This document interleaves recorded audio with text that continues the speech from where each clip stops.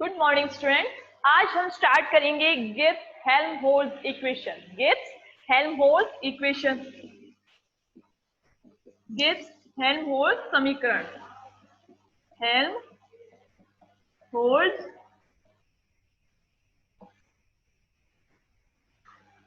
समीकरण, Gibbs Helmholtz equation. ठीक है, तो क्या है गिब्स हेल्महोल्ट्ज इक्वेशन? तो प्राकृतिक परिस्थितियों में संपन्न होने वाले प्रक्रमों की मुक्त ऊर्जा हम निम्न प्रकार दर्शाते हैं। प्राकृतिक परिस्थितियों में संपन्न होने वाले प्रक्रमों की मुक्त ऊर्जा हम निम्न प्रकार दर्शाते हैं। ठीक है, process that is process in natural condition have free energy is equal to have free energy is equal to delta G is equal to delta H minus T delta S. ठीक है, process that is process in natural condition, process that is process in natural condition have free energy is equal to delta G is equal to delta H minus T delta S. ठीक है, अब free energy of initial state and final state of natural process, free energy of initial state and final state of natural process is G1 and G2 respectively. Then free energy change of process क्या होगा? यदि प्राकृतिक प्रक्रम की free energy यानी कि मुक्त ऊर्जा, प्राकृतिक प्रक्रम की प्रारंभिक अवस्था की मुक्त ऊर्जा यदि G1 है और अंतिम अवस्था की मुक्त ऊर्जा क्या है? G2 है, तो प्रक्रम की मुक्त ऊर्जा परिवर्तन क्या होगा? यदि प्राकृतिक प्रक्रम की मुक्त ऊर्जा G1 है, सॉरी, प्राकृतिक प्रक्रम की प्रारंभिक अवस्था की मुक्त ऊर्जा G1 है और अंतिम अवस्था की मुक्त ऊर्जा G2 है। ठीक है, तो free energy of initial and final state of a natural process is are G1 and G2 respectively. Then free energy changes of this process क्या होगा? Delta G is equal to delta G is equal to G2 minus G1, G2 minus G1। ठीक है, इसको लगा लेते हैं equation number 1 और इसको लगा लिया इक्वेशन नंबर 2। ठीक है, ये इक्वेशन नंबर 1 और इक्वेशन नंबर 2। ठीक है, तो अब देखो, अब हम क्या करेंगे इस इक्वेशन नंबर 2 का, इस इक्वेशन नंबर 2 का इससे ढाप पर T के सापेक्ष क्या करेंगे? अवकलन करेंगे। ठीक है, कांस्टेंट प्रेशर पर T के रेस्पेक्ट में क्या करेंगे? डिफरेंशिएशन करेंगे। ठीक है, तो क्या आता है? Del delta G, del delta G upon किसके रेस्पेक्ट में कर रहे हैं? T के रेस्पेक्ट में कर रहे हैं। ठीक है, एट कांस्टेंट P। ठीक है, at constant P, del delta G upon del T at constant P is equal to del G2 upon del T at constant P minus del G1 upon del T at constant P। ठीक है, तो अपने पास प्रारंभिक और अंतिम अवस्था की ऊर्जा परिवर्तन आ गया। ठीक है, अब हम क्या करेंगे? अब हमें पता है, इसको लगा लेते हैं इक्वेशन नंबर 3, इसको लगा लेते हैं इक्वेशन नंबर 3। ठीक है, अब हमको पता है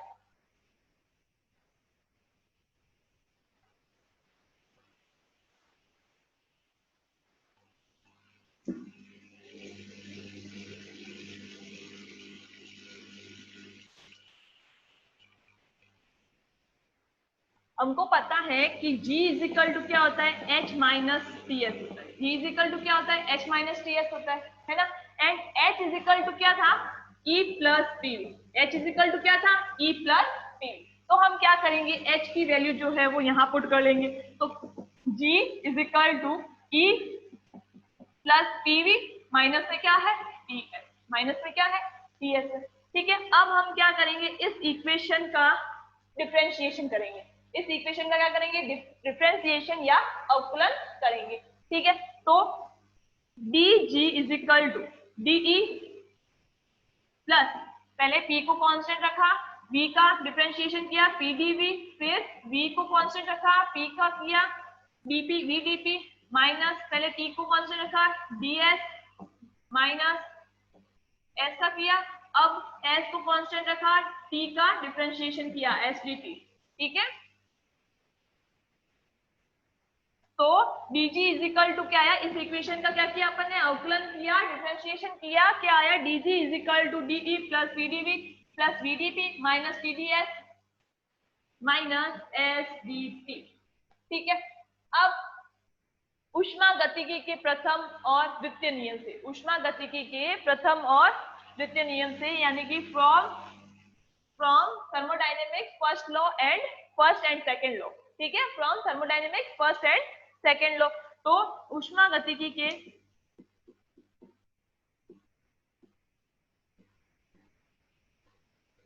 फर्स्ट एंड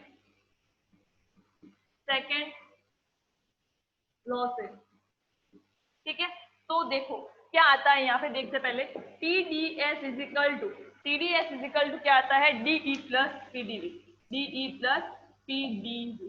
ठीक है, अब हम देखते हैं कि ये वैल्यू आई कहाँ से, ठीक है, ये वैल्यू आई कहाँ से वो देखते हैं अपन।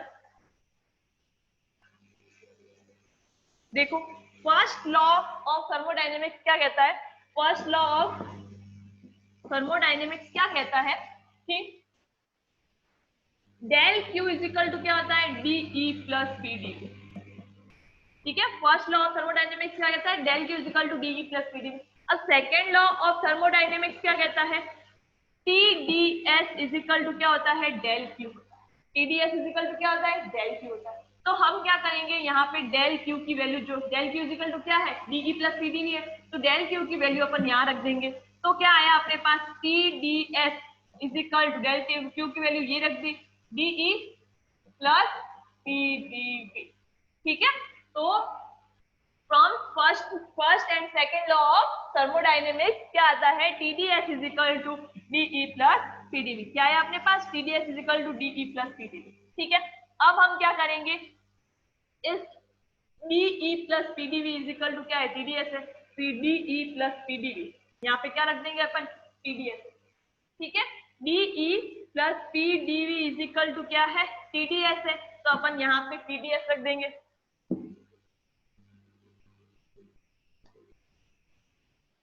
तो क्या आता है, DG इज इक्वल टू क्या है, DE प्लस PdV की जगह अपन ने क्या रख दिया, TdS। ठीक है, फिर क्या है, plus BDP minus TdS minus SDT। ठीक है, ये TdS से TdS कट गया।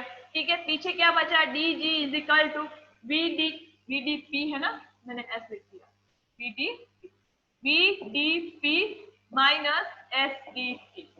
पीछे क्या बचा, VDP माइनस SDT। ठीक है, अब एट कांस्टेंट प्रेशर पर, इससे दाब पर क्या होता है, dp इज इक्वल टू 0 होता है। At constant pressure dp is equal to क्या होता है, 0। ठीक है, इससे दाब पर dp इज इक्वल टू क्या होता है, 0 होता है। तो dp की वैल्यू अपन ने क्या रख दी, यहाँ पे 0 रख दी, तो ये पूरा का पूरा क्या हो गया, 0 हो गया। dp की क्या रख दी अपन ने वैल्यू, यहाँ पे एट कांस्टेंट प्रेशर पर है, dp एट कांस्टेंट प्रेशर पर क्या होता है, dp इज इक्वल टू 0 होता है। dp इज इक्वल टू 0 होता है, तो अपन ने यहाँ पे dp की जगह 0 रख दिया, तो ये पूरा क्या हो गया, 0 हो गया। ठीक है, पीछे क्या बचा, माइनस SDT बचा। अब हम क्या करेंगे, इस dt को यहाँ लेके आ जाएंगे, dg के अपॉन में लेके आ जाएंगे।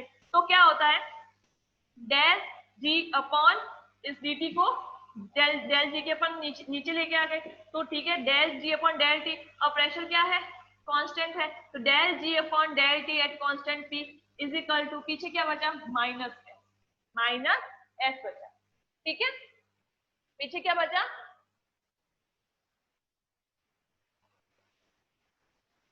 ओके, जल्दी बोर्ड नहीं क्लीन करना है, ठीक है।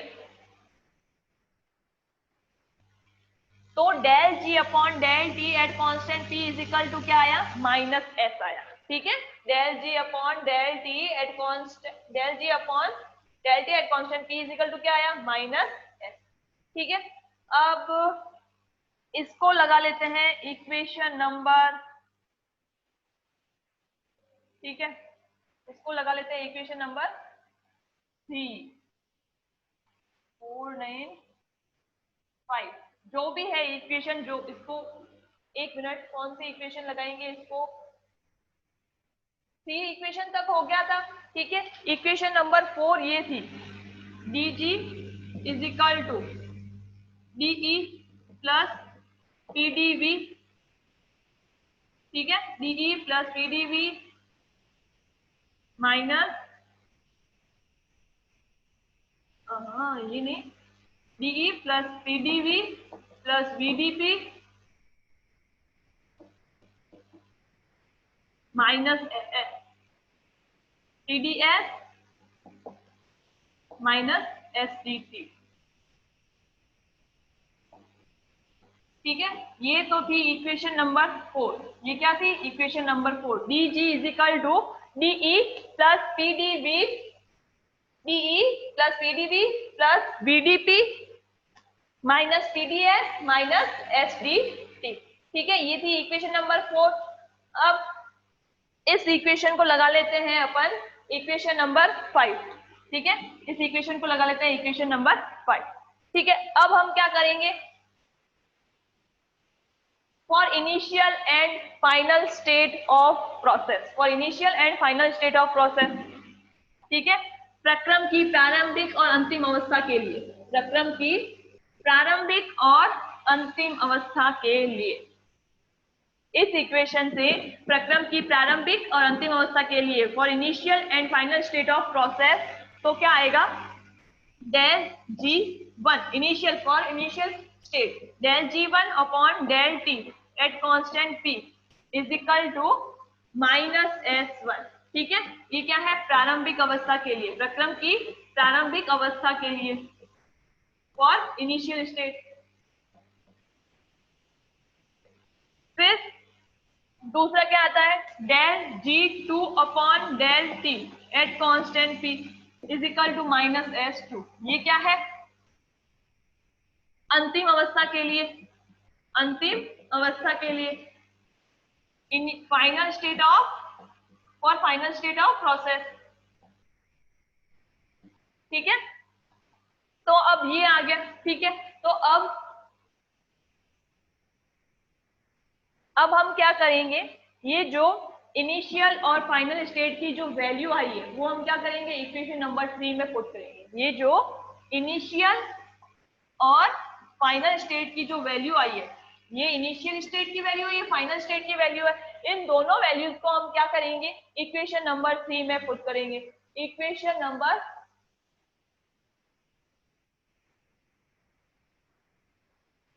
इक्वेशन नंबर 3 में पुट करेंगे। तो इक्वेशन नंबर 3 क्या थी, मैं एक बार वापस से लिखती हूँ, ठीक है।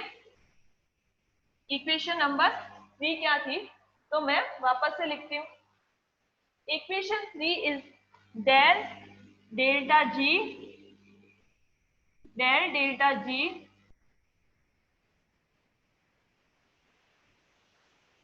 Upon del T at constant P is equal to क्या था, del G2 upon del T at constant P minus del G1 upon del T at constant P, ठीक है।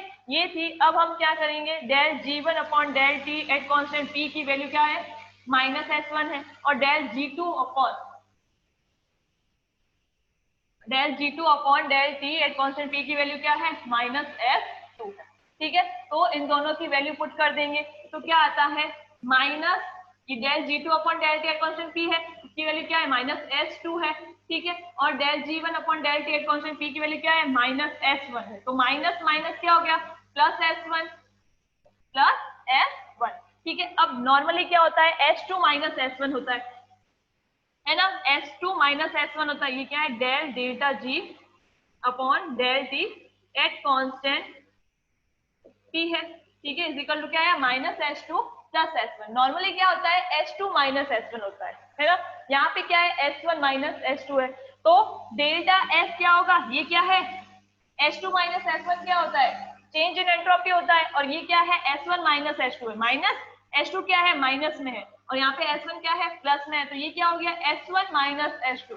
तो चेंज इन एंट्रोपी क्या होगा, डेल्टा S क्या होगा, minus होगा, नेगेटिव होगा, क्या होगा, नेगेटिव होगा।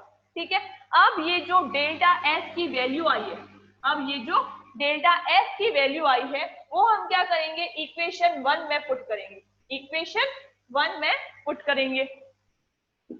तो उसके लिए मैं इक्वेशन 1 वापस से लिखती हूँ।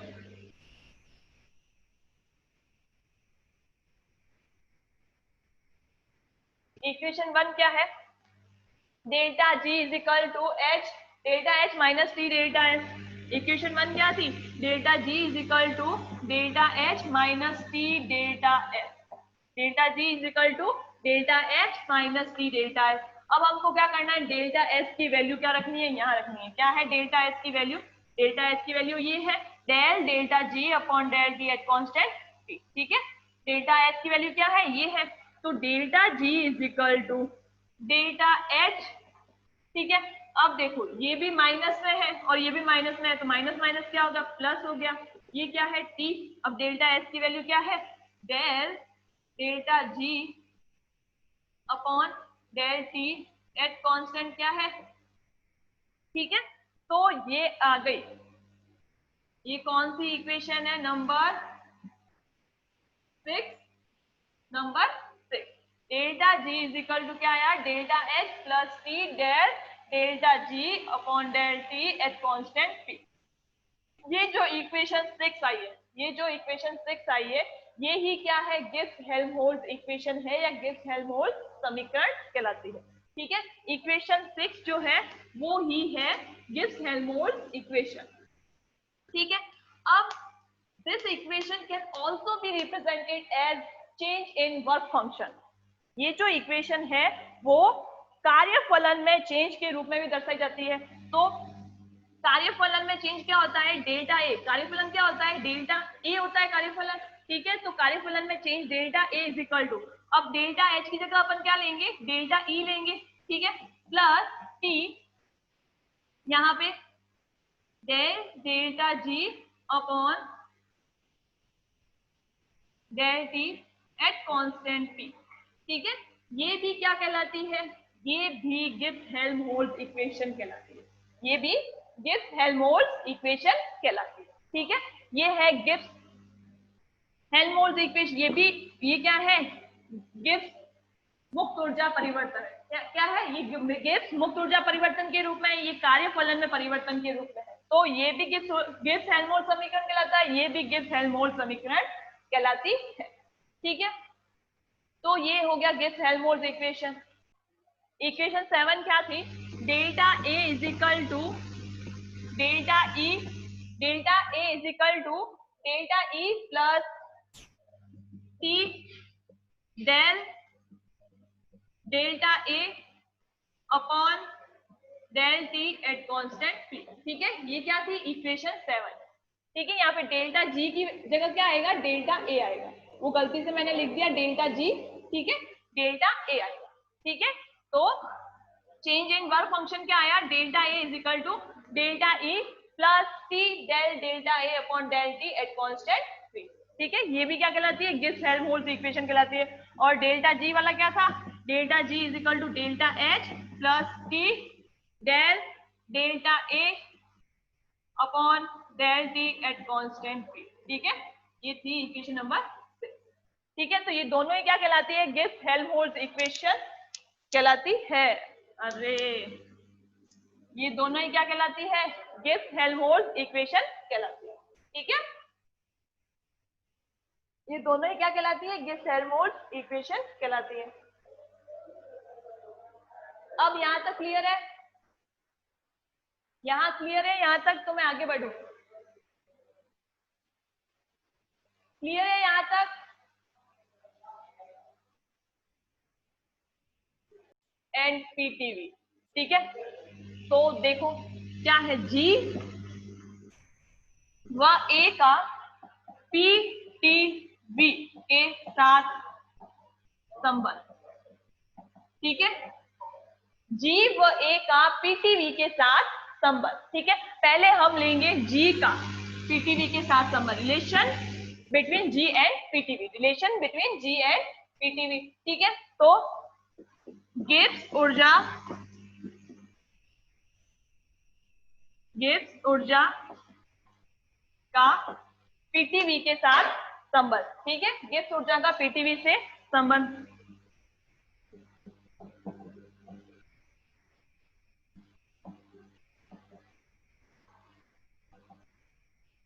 ठीक है, गिब्स ऊर्जा का पीटीवी के साथ संबंध। ठीक है, तो ये लगभग जो अपन ने गिब्स हेल्महोल्ट्ज इक्वेशन की थी ना, उसका जो आधा पार्ट है वो यही है, गिब्स ऊर्जा का पीटीवी के साथ संबंध है, उसका आधा पार्ट।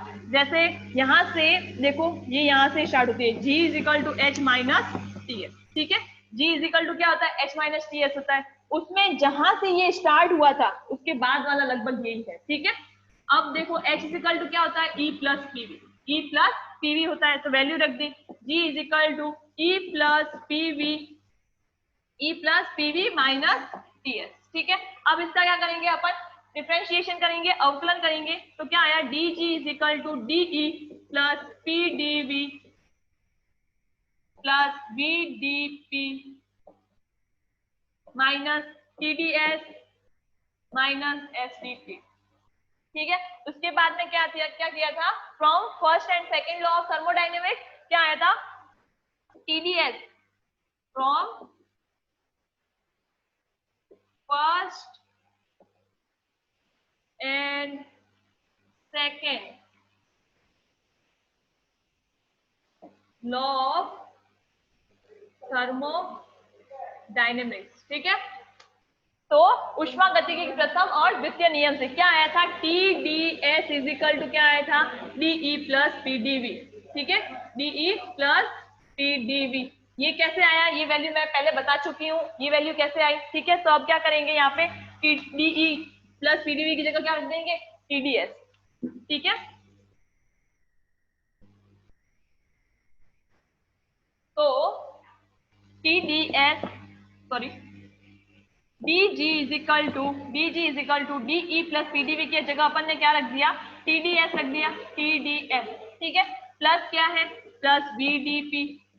ठीक है, माइनस TDS माइनस SDT। ठीक है, अब देखो ये TDS से TDS कट हो गया, पीछे क्या बचा, DG is equal to VDP minus SDT। ठीक है, उसके बाद अपन ने क्या किया था, एट कांस्टेंट प्रेशर पर dP इजिकल टू क्या होता है, 0 होता है। At constant pressure dP is equal to क्या होता है, 0 होता है। ठीक है, at constant pressure dP is equal to क्या होता है, dP इजिकल टू होता है 0 होता है। ठीक है, तो अपन ने यहाँ पे dP की वैल्यू क्या रख दी, 0 रख दी, तो ये पूरा क्या हो गया, 0 हो गया, है ना। पीछे क्या बचा, माइनस SDT बचा। अब हम क्या करेंगे, इस DT को इस साइड लेके आ जाएंगे, तो क्या आया, del G upon del T। Constant pressure क्या है, कांस्टेंट है, तो at constant pressure del G upon del T at constant pressure. यहाँ पे क्या बचा, माइनस F, यहाँ पे क्या बचा, माइनस F। ठीक है, माइनस F बचा। ठीक है, अब ये तो था एट कांस्टेंट प्रेशर पर। नेक्स्ट, अब दूसरा क्या है, at constant temperature. At constant temperature, constant temperature. ठीक है, तो कांस्टेंट टेम्परेचर पे क्या होता है, dt इजिकल टू 0 होता है ना, dt इजिकल टू 0 होता है, तो अपन यहाँ क्या करेंगे, dt इजिकल टू 0 ले लेंगे। ठीक है, तो ये पूरा क्या हो गया, 0 हो गया, ये पूरा क्या हो गया, 0 हो गया। अब हम क्या करेंगे, dg इजिकल टू क्या बचा, सिर्फ vdp बचा।